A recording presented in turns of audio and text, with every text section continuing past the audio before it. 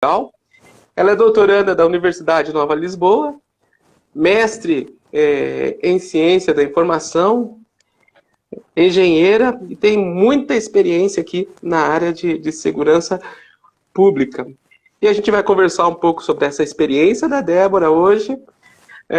Vamos falar um pouco sobre a tecnologia LTE e 5G para a segurança pública, que é o que a Débora pesquisa na atividade dela. E vamos falar um pouco aí, né, de como que a gente está trabalhando a tecnologia. O Papo QSA5, você que já tenha nos acompanhado em outras oportunidades, Débora, a gente está mesclando um trabalho onde a gente troca uma ideia entre a parte tática, operacional, de segurança pública, de defesa, de resgate, enfim, com a parte tecnológica. Essa é a proposta aqui do nosso QSA5, que é o nosso livro que a gente está conversando, né, e o pessoal aí está buscando esse conhecimento. Então, Débora, mais uma vez, muito obrigado por aceitar esse convite. Queria que você se apresentasse para o pessoal aí, eu já fiz uma breve apresentação, né, mas vamos ouvir o teu boa noite. Boa noite, Débora. Boa noite, pessoal. Obrigado, Luciano, pelo convite. Fico bem feliz em poder participar aqui e contribuir. Bem, eu conheço o Luciano de longa data, a gente trabalhou muitos anos na Polícia Federal. Eu trabalhei 11 anos como agente de telecomunicações da Polícia Federal e também trabalhei como perita criminal do estado de Sergipe. Sou engenheiro eletricista, formada na Universidade de Pernambuco, mestre em Ciência da Informação. Fiz o mestrado junto com o Luciano na Universidade Federal de Santa Catarina.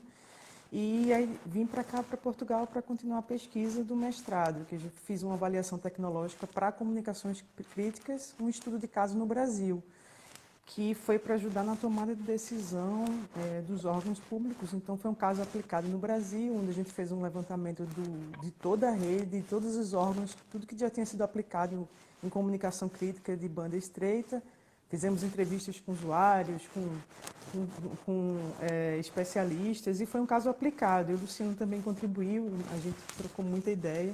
E também trabalhamos muito juntos em muitas operações da Polícia Federal. Eu trabalhava em Pernambuco, então sempre tinha operações, principalmente na região do Sertão e no Brasil todo. Copa do Mundo, Olimpíadas, alguns eventos, mas a gente sempre foi muito operacional e também trabalhamos junto com a parte de pesquisa. Então, queria agradecer pelo convite. Hoje eu não trabalho mais no Brasil, eu vim para Portugal e terminei ficando por aqui, saí da Polícia Federal. Hoje eu trabalho mais na área de 5G e 4G e também faço pesquisa para a evolução das comunicações críticas para um cenário de banda larga e já considerando cidades inteligentes, né, que são as seguranças públicas integradas com dados da cidade, de trânsito, de câmeras, e todas as questões relacionadas a isso, a sociedade, a legislação, não só a tecnologia. Então, hoje a minha pesquisa é focada mais na evolução das comunicações críticas e como, assim, ajudar as agências públicas para tomar a decisão, como ela tomar essa decisão. Então, resumindo aqui, hoje eu estou fazendo aqui em Portugal. Beleza. Débora, o teu microfone aí tá fazendo um pouquinho de barulho. Tipo, isso, acho que agora acho que vai. Vou botar ele aqui um pouquinho mais perto. Isso, agora eu acho que ficou bom. Né? Que Ficou melhor, tá bom. a nossa produtora aqui já mandou mensagem avisando que, que tava fazendo esse barulhinho aí. Tá Débora, bem. agora sim, agora ficou jóia. Para nós é muito importante que você aceitou esse convite de estar conosco essa semana. Até para nós é muito importante ter no mês da mulher, né, uma profissional da segurança pública, da engenharia, né, uma área que muitas vezes né, é dominada pelos homens e talvez você sinta aí algum preconceito, né, ou tenha sentido na tua carreira por conta disso. Então, para nós é muito importante que você esteja conosco, né, como mulher, como nordestina, como agente de telecomunicações. É, Débora, vamos... Na polícia operacional, tinha eu e outra agente de telecomunicações, e sempre quem estava na operação era eu, né? Então terminava sendo a única mulher ali, mas pelo Uhum. menos na Polícia Federal sempre fui muito. Os colegas, principalmente, sempre foi muito bom o clima, então nunca tive essa questão, mas realmente é uma área muito masculina, digamos assim. Tem muitos profissionais masculinos, mas a força da mulher sempre está ali no meio, né? A gente sempre chega e faz acontecer as coisas. Ah, beleza. Eu vou pedir pro pessoal que está assistindo a gente, né, mandar o joinha, mandar o coraçãozinho ali, dizendo que está gostando da live, para que mais pessoas possam receber a informação que a gente está ao vivo e ter acesso a esse conteúdo aí, tá bom? Vão dando. Dá um like, né? Que todo mundo faz em todas as lives.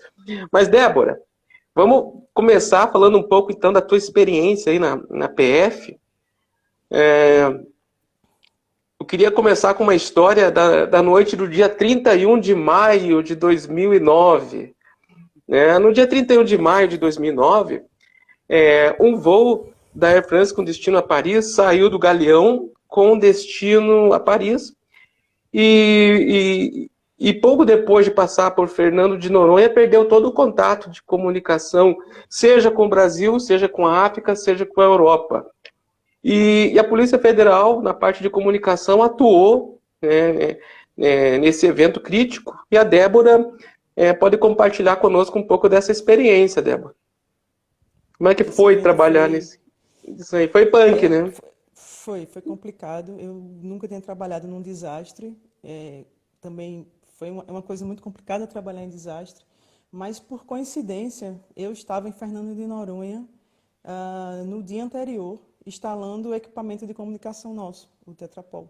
Então, eu estava, na semana anterior, tinha ido para substituir o sistema analógico, instalar o sistema digital, tinha dado um treinamento para todas as forças, para caso tivesse uma situação crítica, a gente poder fazer uma comunicação integrada. Então, foi muita coincidência. Então, tinha dado treinamento para o pessoal de outras forças do Porto, da Marinha.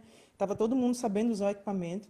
Mas eu não esperava nunca que acontecesse uma coisa dessa, né? Porque comunicação crítica é aquela comunicação que está ali, ela tem que estar sempre disponível, mas a gente nunca espera um desastre. Então, eu tinha voltado.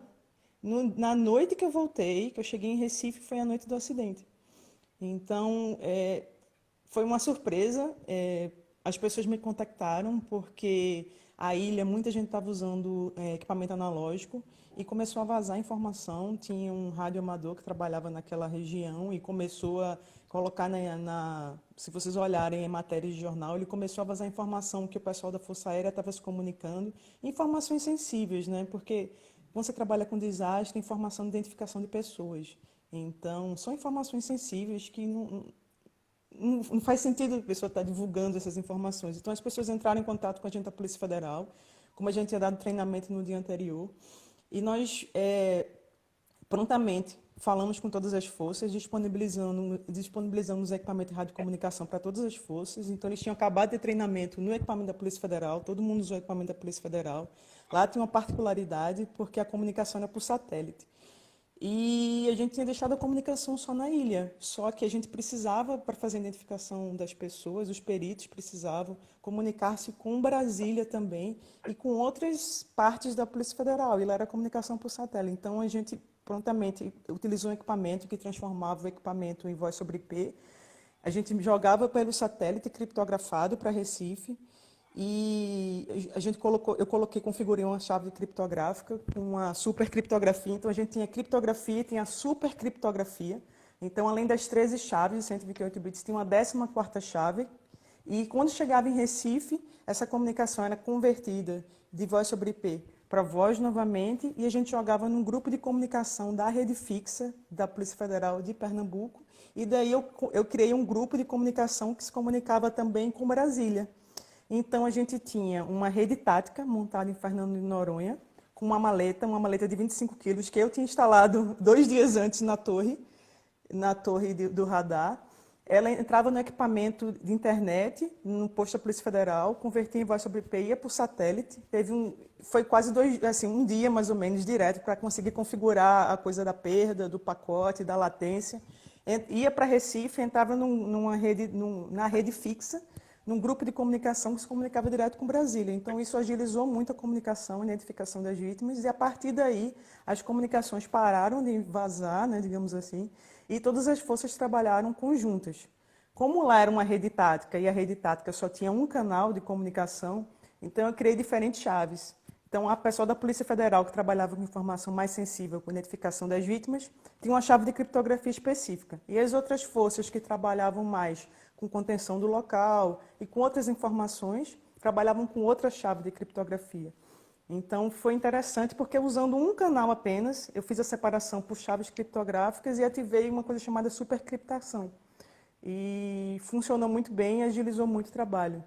Então, foi uma experiência assim, que a gente teve que resolver na hora. O evento aconteceu, ainda bem que a rede estava pronta, que é para isso que a comunicação crítica serve, e funcionou. E é uma coisa que seria impossível de funcionar com o uso de telefonia celular, por exemplo. Eles estavam no meio do... Era afastado de Fernando de Noronha, não era próximo. Então, tinha que ser um equipamento tático que tivesse um maior alcance, que as embarcações também tivessem, que as aeronaves também tivessem, que a gente pudesse rapidamente resolver em poucas horas essa comunicação de uma ilha, de um local num alto mar, com um grupo de comunicação que estava em Brasília, por exemplo. Então, foi uma coisa bem interessante. Foi um evento bem sensível, serviu de aprendizado também. Humanamente, foi muito complicado trabalhar naquilo ali, mas ainda bem que, tecnicamente, a gente conseguiu ajudar as pessoas a fazerem aquilo ali acontecer, né? Não, e é importante você falar sobre isso, porque seguramente pesou muito o fato das equipes já estarem treinadas no equipamento, não, Débora? Sim, isso foi essencial. Se elas não tivessem treinadas no equipamento, o pessoal da Polícia Federal, a gente dá aula na Academia Nacional de Polícia, o pessoal tem preparo para esse equipamento Tetrapol. As outras forças, eles sabiam operar nos equipamentos deles, eles não sabiam operar no Tetrapol. Mas, por coincidência, que foi realmente muita coincidência, a gente tinha dado treinamento para todas as forças do posto. Então, esse treinamento eu dei, inclusive, na sede da administração da Ilha de Noronha. Então, Marinha, Porto, todas as pessoas estavam treinadas no equipamento. O que é importante, não adianta você somente ter um equipamento muito bom se as pessoas, se a capacidade humana não está preparada. É como se você desse uma Ferrari na mão de uma pessoa que não sabe dirigir. Então, não adianta, as pessoas... não existe, a comunicação crítica simplesmente não vai funcionar se as pessoas não souberem operar. Então, primeiro eu preciso ter a preparação no terreno, a equipe técnica tem que ter ou pensado naquilo ali previamente, ou no caso de um desastre, não existe um pensamento prévio para um desastre. O que precisaria? Preparo das pessoas. Por coincidência, em Fernando de Noronha tinha um posto da Polícia Federal, e por isso a gente tinha aquele equipamento lá. Mas se não tivesse, a gente prontamente colocaria aquela maleta ou no helicóptero, ou num navio, como eu já coloquei equipamento em navio de guerra, a gente ia se deslocar para o alto mar. Mas eu preciso que as pessoas tenham treinamento. Também já aconteceu situações de a gente ter que fazer uma integração rapidamente com outros órgãos, e a gente estava no local, ligava o equipamento, e na mesma hora a gente fazia uma capacitação mínima ali, para as pessoas usarem pelo menos um grupo.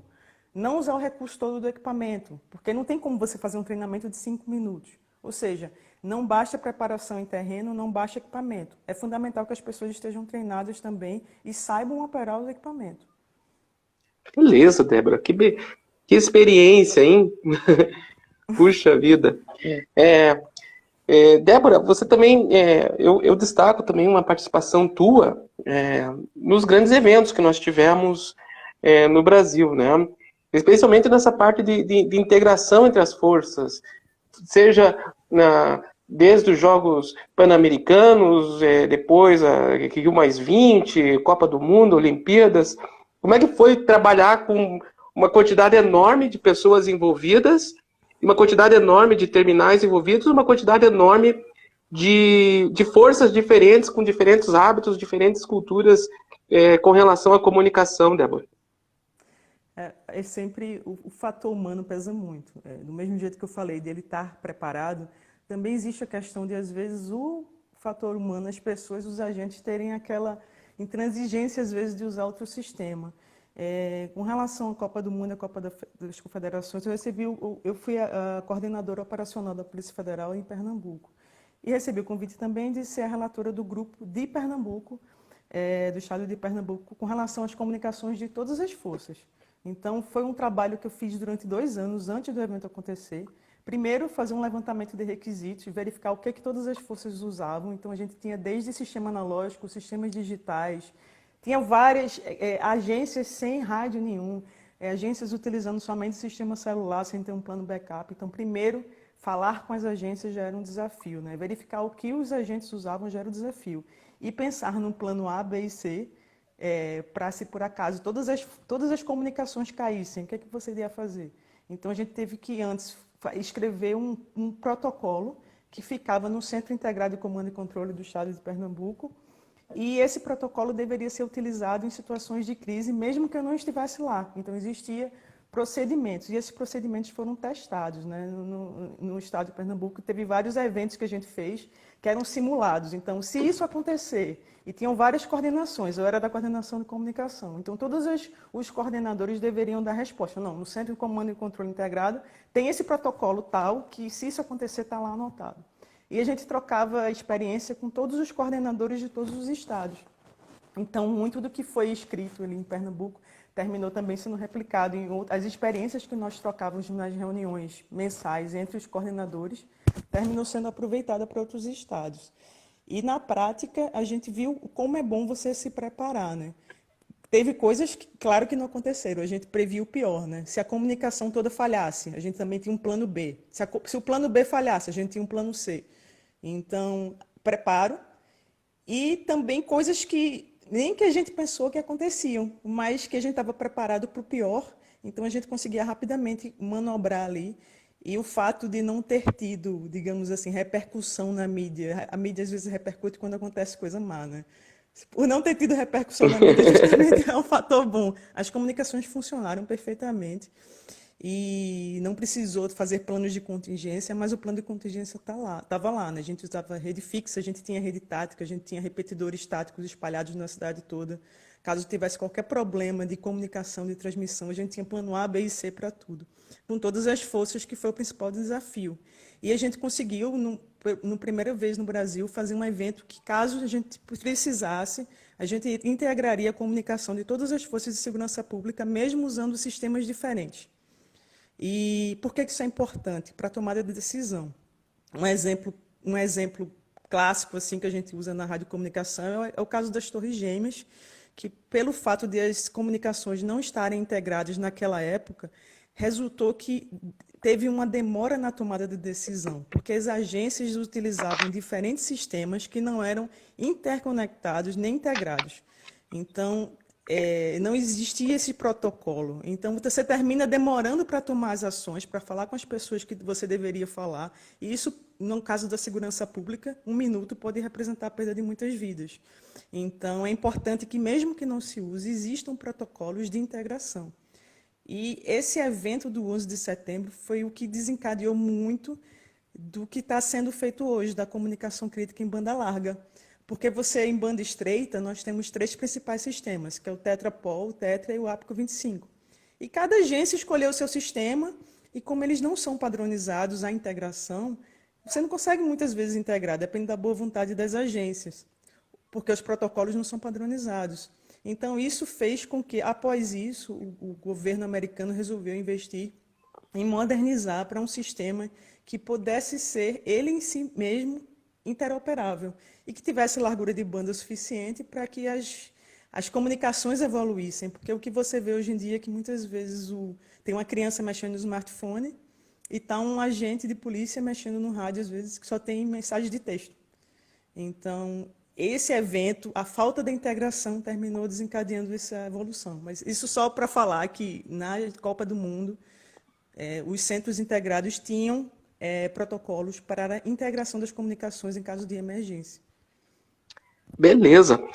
Débora, e pessoal que está acompanhando, a Débora falou do 11 de setembro, aqui no QSA 5 nós temos um capítulo todinho falando dos eventos, né, que desencadearam isso que a Débora falou aí, né? Tem não é o capítulo 11, é o capítulo 13, mas é o de 11 de setembro, né?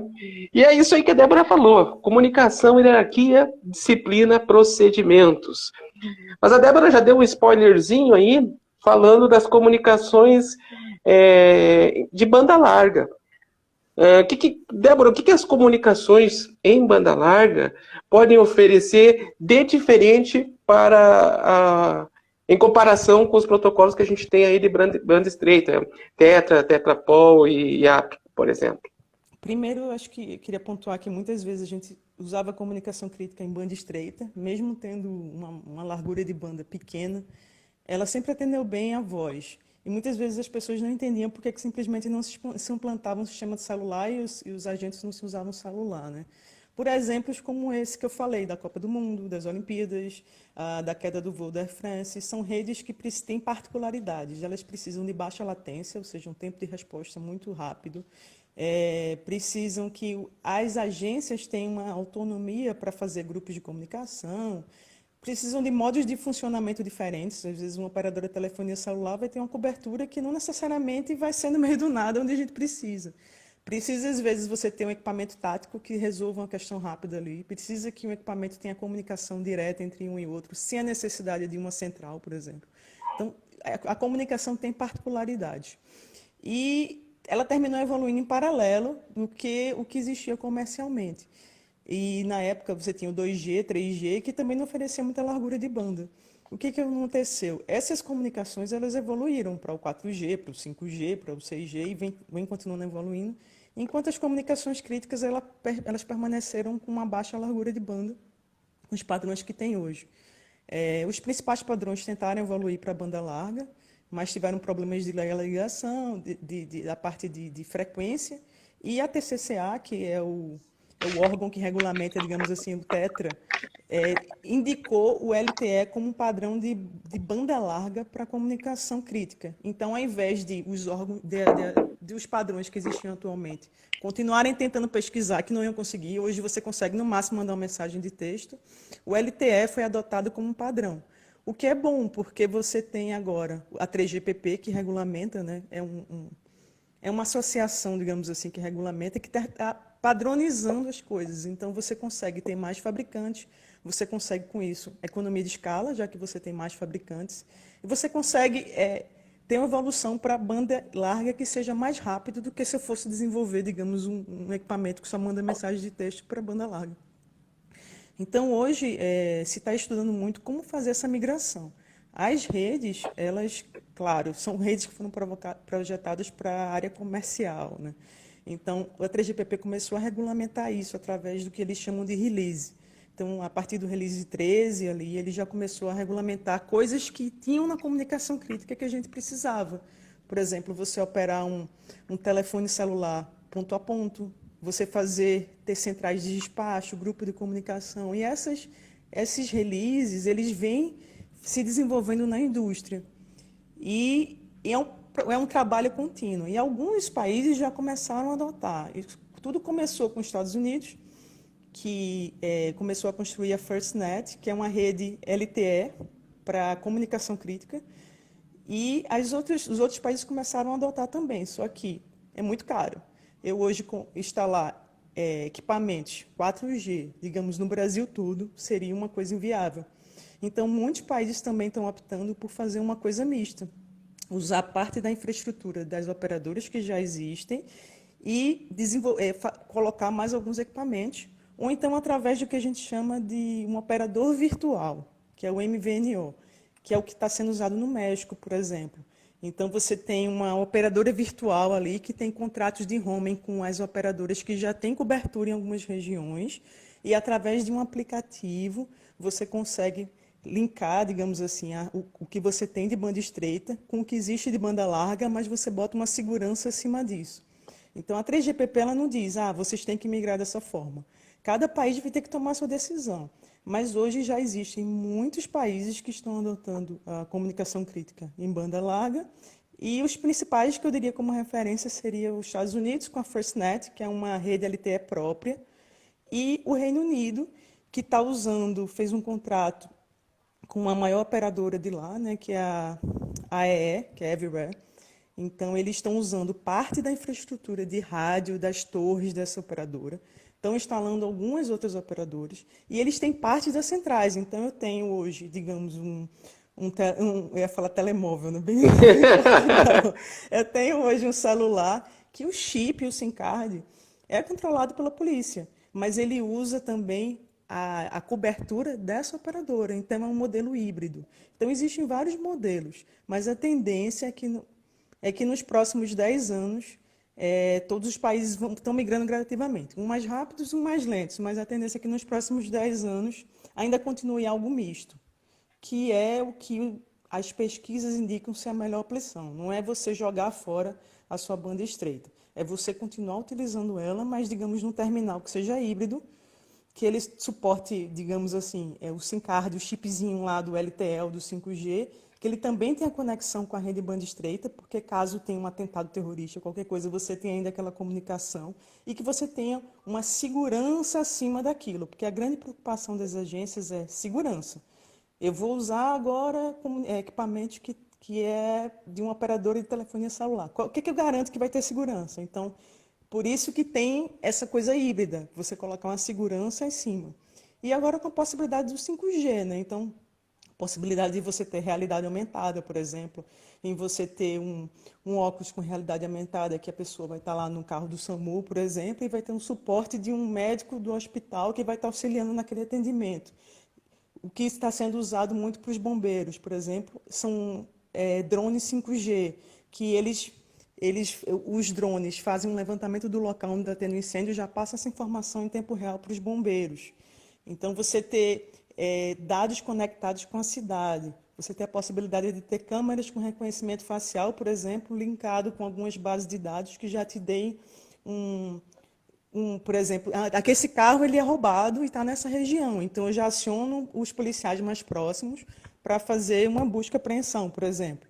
E a gente também já tem cidades com indicadores. Foi feito um teste, por exemplo, em Chicago, em 2018, que em 3 meses de uso com essa inteligência, a polícia utilizando de forma inteligente os dados da cidade, você teve redução de homicídios, de arma de fogo, carros que foram recuperados, então seria uma atuação da polícia de forma mais inteligente. Não seria apenas o rádio, seria o rádio com uma inteligência, seria comunicação crítica com acesso a dados em tempo real, que você pudesse fazer uma polícia inteligente.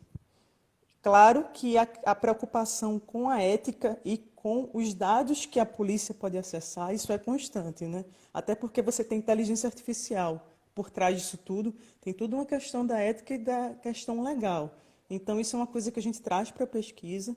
Não é só ter a tecnologia, tem que ver o impacto na sociedade. Não é só simplesmente fazer um investimento sem saber se aquilo ali vai ter realmente uma redução no custo do crime.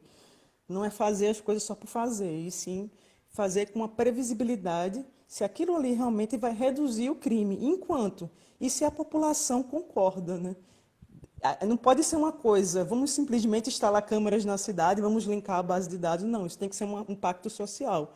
Isso tem que ser uma questão que se tem que ver tecnologia, legislação e sociedade. Tecnologia, legislação e sociedade.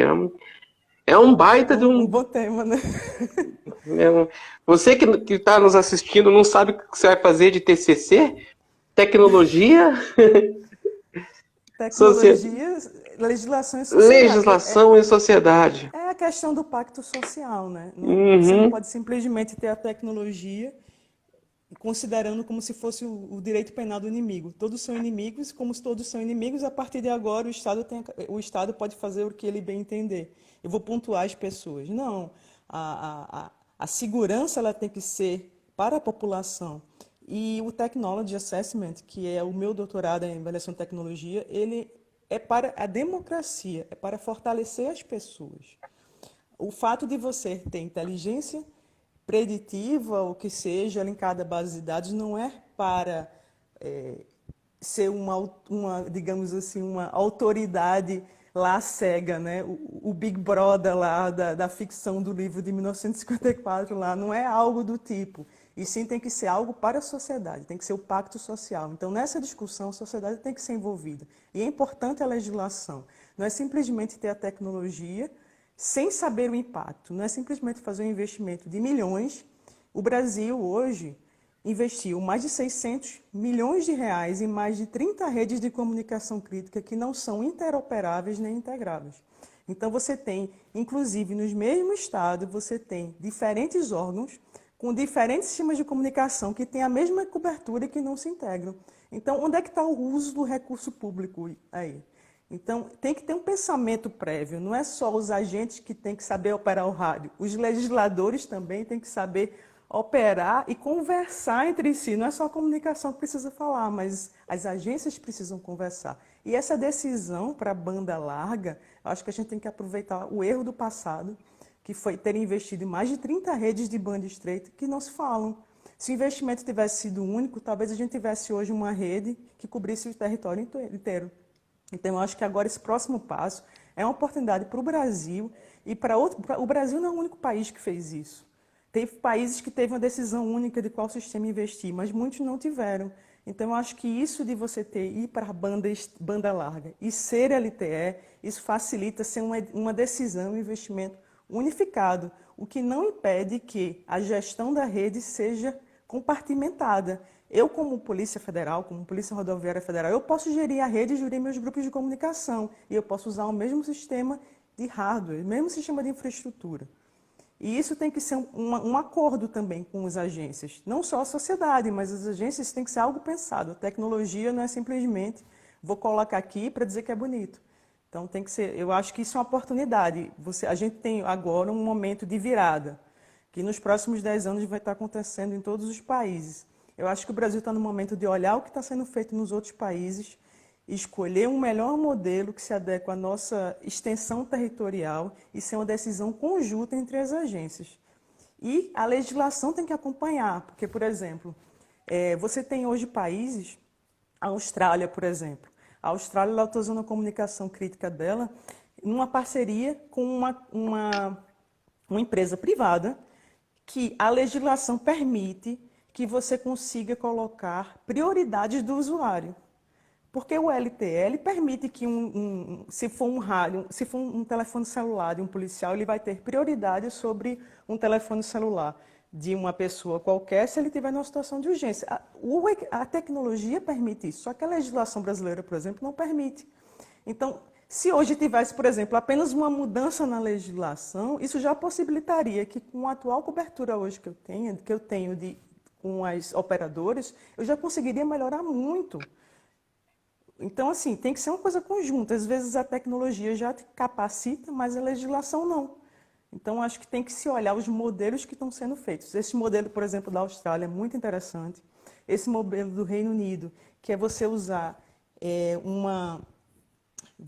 junto com a operadora já existente. Eu acho que são modelos que se adequam mais à realidade do Brasil. O Brasil não tem condições de fazer uma implantação de uma rede 4G ou 5G só para comunicação crítica. E não tem necessidade. A gente tem operadores hoje que já atendem bem, ou seja, seria uma cobertura complementar. Então, eu acho que a gente tem que começar a olhar agora para isso, porque não é uma decisão que vai demorar. Assim, como o equipamento já existe em muitas operadoras, vai ser mais rápido do que o banda estreita. Mas você treinar as pessoas, fazer elas se adaptar, isso é todo um processo. E eu acho que o momento de se olhar para isso é agora.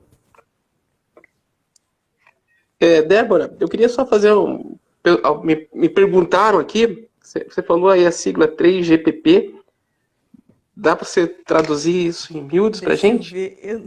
A 3GPP é uma associação, digamos assim. Seria uma associação que ela padroniza, padroniza os padrões já fica mal, mas seria isso, ela padroniza, ela trabalha com a padronização. Então, não pertence a uma empresa. Então, você tem os principais fabricantes dentro da 3GPP, qualquer pessoa dentro da 3GPP, a universidade dentro da 3GPP. Então, existem grupos de trabalho que, digamos assim, que fazem os padrões. Então, quando eles lançam o Release 17, por exemplo. Então, o Release 17 ele vai especificar como deve funcionar determinada interface. E qualquer pessoa que quiser fabricar ou desenvolver aquilo ali vai estar aberto para que ela possa desenvolver. Uma vantagem do 5G, por exemplo, em relação ao 4G, é que se conseguiu abrir mais, digamos, interfaces.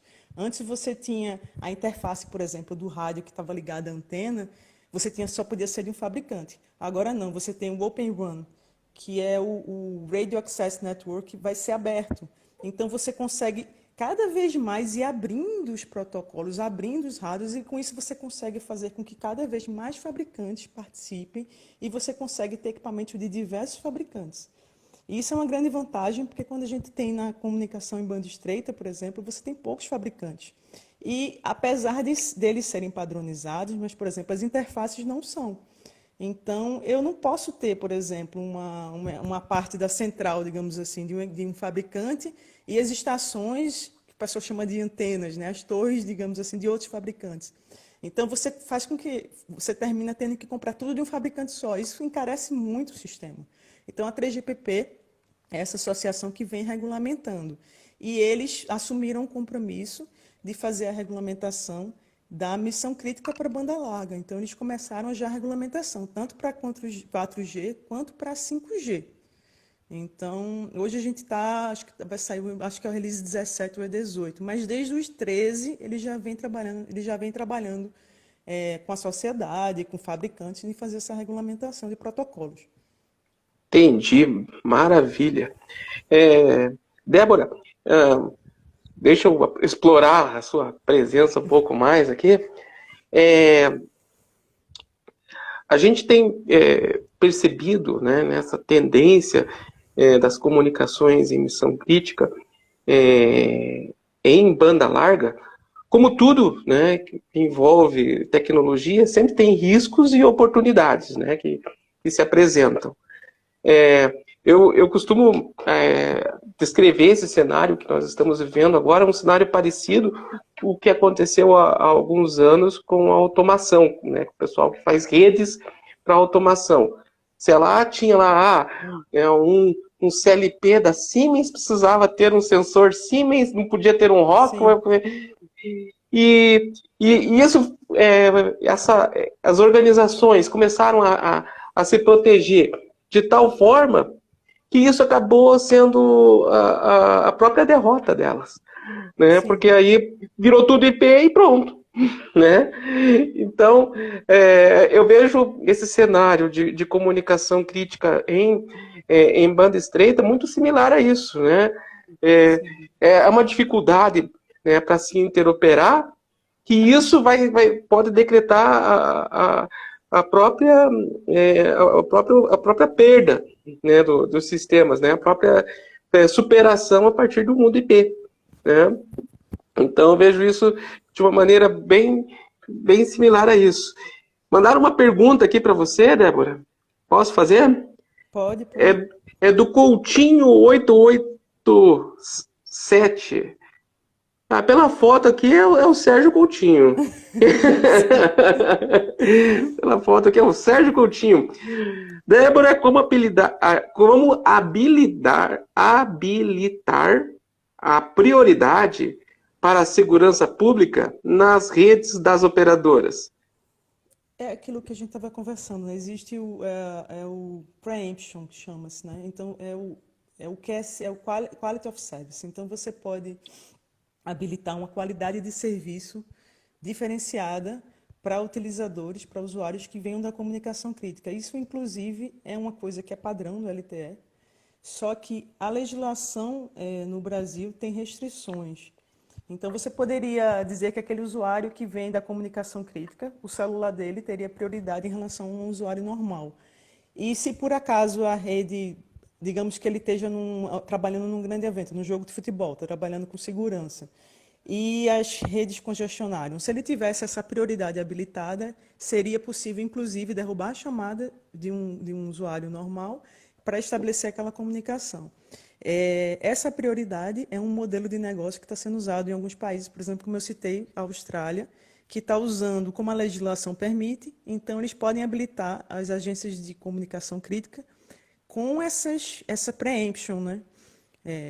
Essa qualidade de serviço diferenciada que faz com que tenha-se prioridade, ou seja, a tecnologia permite, é a questão da legislação que nos permite, que é uma das limitações para se usar isso no Brasil.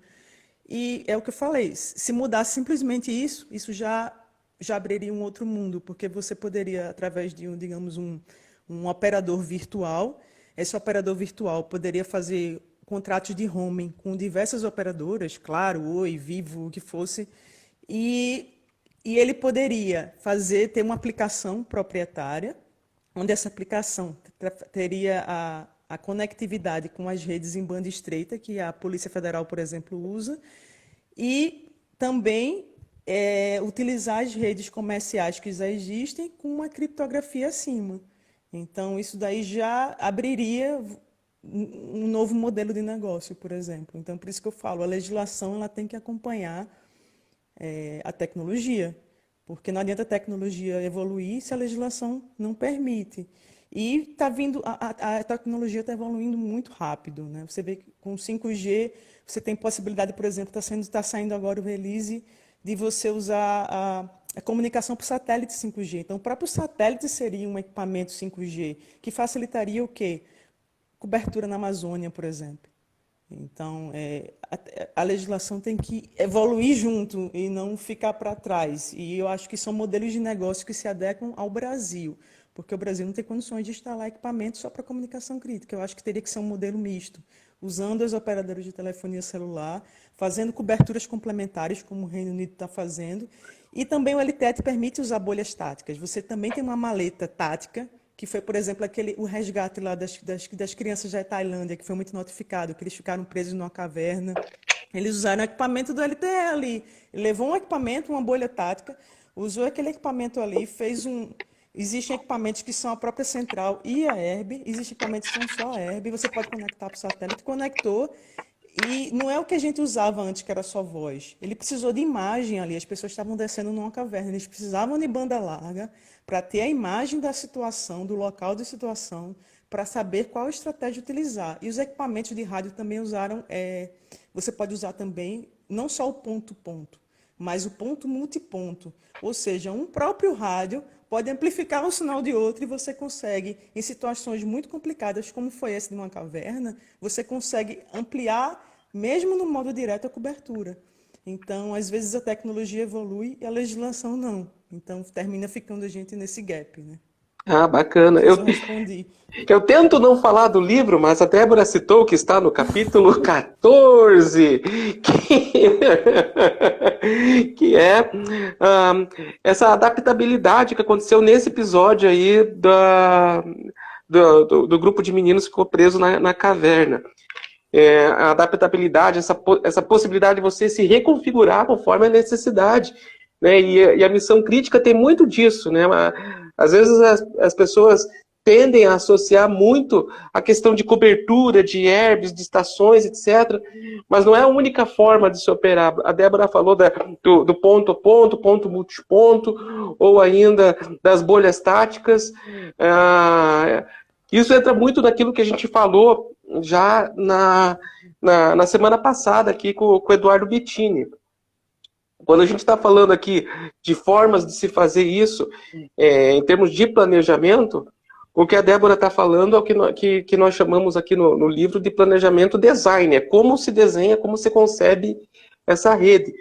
E aquilo que a gente estava conversando com o Bettini na semana passada é o planejamento arte. Diante daquilo que os recursos oferecem, como que a gente desenha diante do que a gente tem, né?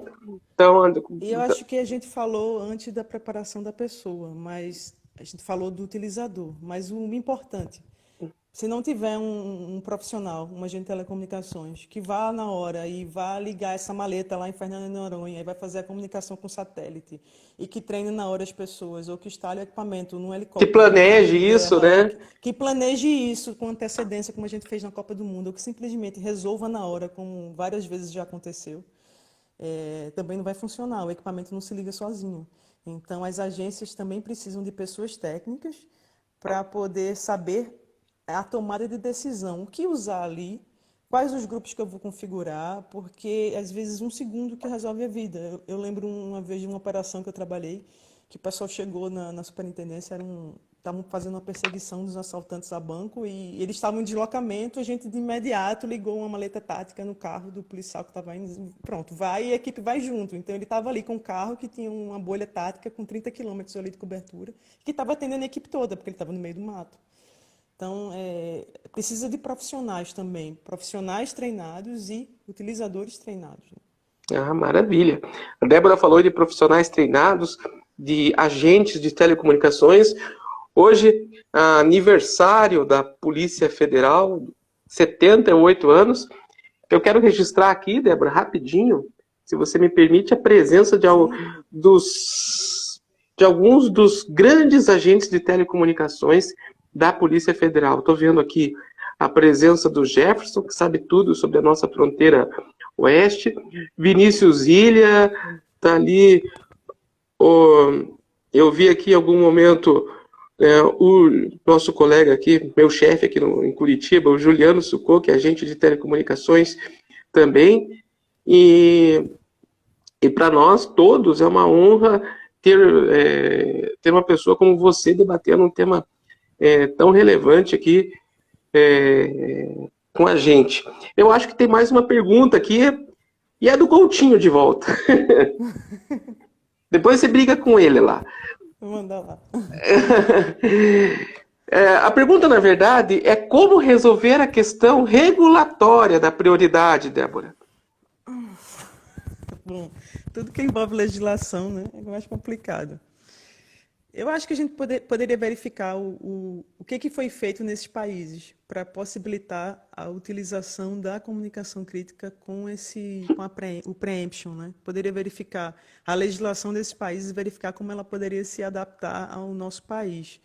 Porque existe a questão de que no Brasil você não poderia priorizar porque todos os usuários teriam a mesma prioridade, você não poderia fazer uma diferenciação.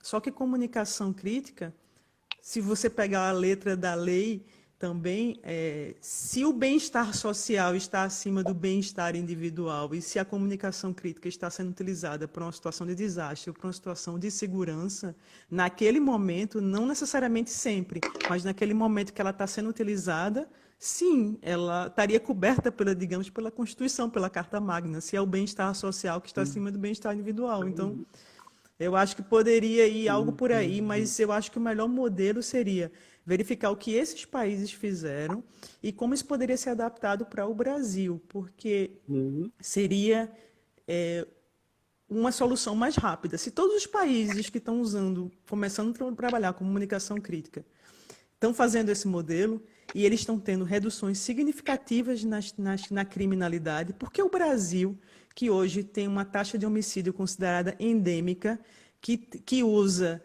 quase 5% do PIB para reduzir a criminalidade, que vem nos últimos 10 anos com a taxa de aumento, com o custo do crime em valores efetivos de quase 4% ao ano se aumenta, nós temos custos de crime endêmicos. Se o Brasil, que tem esse custo de crime endêmico, por que não se trabalha na legislação para reduzir o custo do crime? Então, eu acho que a gente tem que olhar países que estão fazendo esse modelo, que tinham problemas de criminalidade muito menores do que o Brasil e que tiveram reduções significativas, principalmente com relação a vítimas fatais, armas de fogo e roubos de carros, por exemplo. E no Brasil nós temos problemas como violência contra a mulher, nós temos uma população prisional elevadíssima. Então, se você consegue reduzir o custo do crime com a aplicação efetiva de uma tecnologia, se hoje a gente fizesse uma projeção, considerando apenas custos financeiros, se a gente conseguisse, com uma tecnologia efetiva, reduzir 5% do custo do crime, nós teríamos economias de bilhões, que só isso justificaria o uso de uma tecnologia. Se a gente considerasse o dado de 2014, seriam 6 bilhões de dólares por ano de redução. Então, assim, eu acho que se tem que pensar em legislação e tem que pensar de uma forma racional. Tem que pensar de uma forma racional e não emocional. Quais são os países que fizeram essa mudança de legislação? Foram esses. Qual foi a redução no custo do crime? Qual foi a economia anual que eu tive com relação a isso? Só isso já justificaria. Só que você tem outros fatores envolvidos. Qualidade de vida, você tem uma redução da população prisional, você tem um efeito na sociedade que não é só você ter melhoria, você ter redução da criminalidade, mas você ter uma sensação de redução da criminalidade, que também importa. Então, acho que deve ser feito um estudo sério e, sim, mudar a legislação. E para que a gente vai inventar a roda? Olha os países que estão sendo feitos. A gente não está propondo nada que não seja uma coisa que não exista. E é uma coisa que está sendo feita desde 2013. Os Estados Unidos começaram a investir na FirstNet desde 2013. Então, assim, eu acho que a gente não pode perder essa oportunidade. de mudar a realidade do Brasil através da tecnologia. Bacana, Débora. Show de bola. É, posso meter um pitaco aqui no assunto Pode. legislação? Eu penso parecido com a Débora. Eu sempre faço a seguinte análise quando o assunto é legislação. Se você pegar de 25 anos atrás, quando saiu a Lei Geral das Telecomunicações, ela previa lá, inclusive, né, a, a interceptação telemática, né, de dados, enfim, né, o pessoal aí do direito lembra disso aí na aula de direito penal, a gente lembra disso, né, falando de comutação telefônica. E, e era uma realidade, né, que se encaixava para aquele cenário de 25 anos atrás, né, ou seja, as operadoras tinham que ter lá algum recurso, tinham que ter lá alguma forma entregar isso para o Estado, né, visando o bem comum, né, visando a coletividade. Eu acho que essa definição de uma banda para a segurança pública, para a defesa, ela passa por isso, né, por uma, Sim. por uma exigência legal, né, que precisa ser feita, né? Existe uma largura de banda definida para comunicação crítica em 700 MHz, que estava muito em discussão se ela ia ser leiloada ou se ia ser vendida para a polícia. Eu acho que é necessário que seja regulamentado isso. E, além disso, a legislação tem que também possibilitar que seja que exista prioridade para as pessoas vindas da segurança pública utilizarem redes comerciais, porque pode ser uma coisa complementar. Pode-se utilizar a cobertura de algumas operadoras usando criptografia em cima e você pode fazer expansão, digamos, de cobertura em redes que necessitem. E essa largura de banda para comunicação crítica era importante para que se utilizasse, por exemplo, bolhas estáticas em LTE. Então, você precisa de frequência. Então, precisa também a Anatel regulamentar isso, definir, não, isso aqui é para segurança pública. Vai ser 5 mais 5 MHz, vai ser 10, precisa ser definido isso. Mas eu acho que essa discussão já está há alguns anos e a coisa não evolui. Né?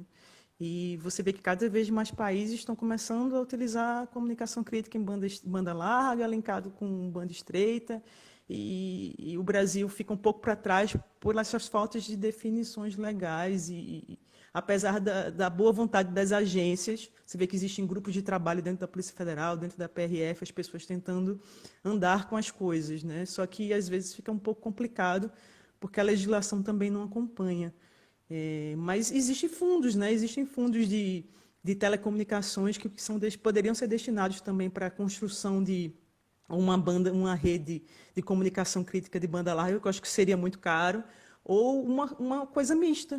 Então, eu acho que precisa, talvez, de repente, o grupo de trabalho continuar trabalhando, pesquisando nisso e chegar numa solução comum para as agências e que seja feito um investimento único e que a legislação também acompanhe, né? Eu acho que seria um bom caminho. Eu gosto muito do modelo do Reino Unido. Eu acho que seria um modelo muito aplicável para o Brasil. E o modelo do México também, que eles fizeram um MVNO, que é um Mobile Virtual Network Operator. Então, eles, através de MVNO, eles usam a cobertura das operadoras que já existem e eles têm uma aplicação, um aplicativo, que eles usam, por exemplo, em terminais híbridos. Então, o terminal é um smartphone que ele tem acesso tanto para a banda estreita quanto para a banda larga. E, com isso, a implementação é muito rápida, porque a cobertura já existe. Mas, de qualquer forma, precisa de espectro na faixa de 700 para que se use, por exemplo, bolhas estáticas. Então, essa parte de regulamentação precisa também vir acompanhando. Né? Bacana, Débora. Débora, o tempo passa muito depressa quando a gente está se divertindo. Ó, vou te passar a última pergunta aqui, vou pedir para Tá bem. você responder ela com brevidade, né, antes que a nossa live caia. Pergunta do Casagrande, Diógenes Casagrande. O que você acha da influência da indústria sobre as decisões na escolha das tecnologias?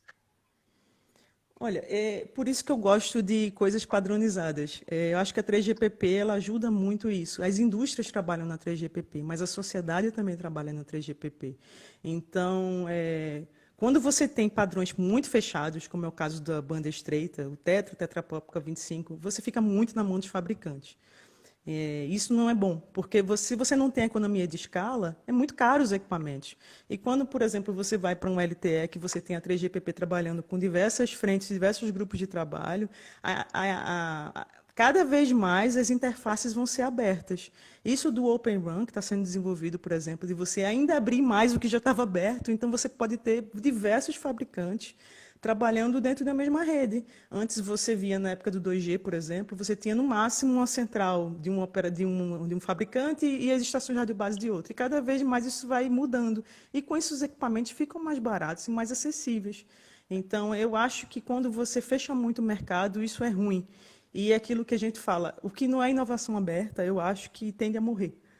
Porque vai vir outra tecnologia que vai ser ou tão boa quanto, ou vai ser totalmente diferente, mas que vai atender o que se precisa.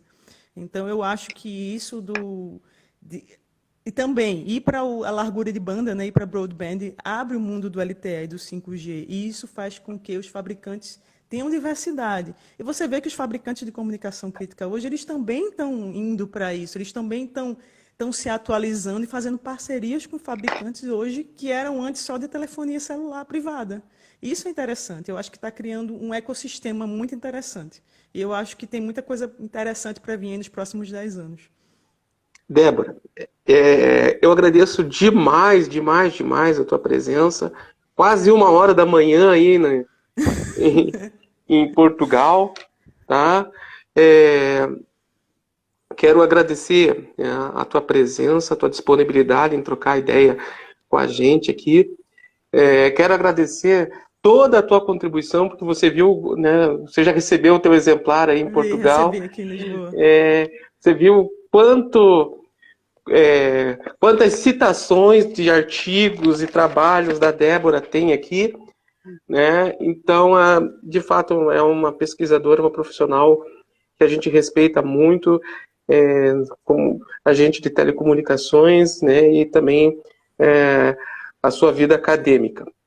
Débora, Queria agradecer também, Luciano. muito... E qualquer coisa, qualquer mais informação, tem o meu LinkedIn, tem o perfil do ResearchGate, tem todas as minhas pesquisas, o que eu venho desenvolvendo aqui. E estou sempre aberta a trocar ideias de pesquisa e também trocar ideias profissionais. Eu acho que essa iniciativa do Luciano, do livro e dessas lives são muito interessantes, porque é uma área que é tão fechada, né? Às vezes a pessoa mistifica tanto. Até na própria faculdade de engenharia a gente não estuda comunicação crítica. Não, comunicação crítica só os meus alunos federal, estudam, né? Porque eu mando estudar. Eu mando eles estudar. É muito legal isso, muito legal. Então, Débora, mais uma vez, obrigado, tá? Obrigado a todos que estiveram conosco aqui nessa noite. Na próxima semana, nós estamos aqui, vocês vão lembrar, com 10 grandes nomes da comunicação crítica. E o próximo é o japonês da Federal, que vai conversar com a gente, né? Eu vou dizer uma coisa, né? Algumas pessoas, muita gente conhece o japonês da Federal, alguns conhecem o senhor APF Newton Ishii, e nós vamos ter a oportunidade de conhecer o seu Newton. Esse é uma pessoa muito bacana e vai estar com a gente aqui na semana que vem. A gente vai falar um pouco de como a gente desenhou as comunicações e como isso ajudou a equipe dele nos trabalhos aqui em Curitiba, que foram realizados aí nos últimos anos, antes da sua aposentadoria. E a gente vai continuar aqui, teremos outras pessoas, Alessandro Visacro, teremos o Luciano lá da Survivor. Quero agradecer aqui a Rosângela, dos profissionais de peso, que escreveu bastante aqui, né? O meu amigo Michael, Nilson Cavalinho, olha que honra, Débora, Nilson Cavalinho está aqui. Um abraço, Nilson. Né? E entre um monte de gente, eu não consigo mexer aqui direito sem derrubar o celular, eu sou meio atrapalhado nessa parte, tá? Então, gente, Débora, muito obrigado mais uma vez. Obrigada também, Luciano. Agradeço ao pessoal todo que assistiu. Sigam lá a Débora em DV Freire, tá? Procurem aí, né, na internet, né, no meu perfil, o livro QSA5, Comunicação e Missão Crítica na Era da Informação e do Caos. Quero agradecer o pessoal que começou a seguir a gente aqui, MG Neto, o Frank, o Coutinho, o pessoal que começou a seguir a gente aqui, né, durante essa live. Muito obrigado à presença de todos. Débora, boa noite. Vamos lá, porque vai começar Pantanal. Boa noite, pessoal. Boa noite. Tchau, Tchauzinho. tchau.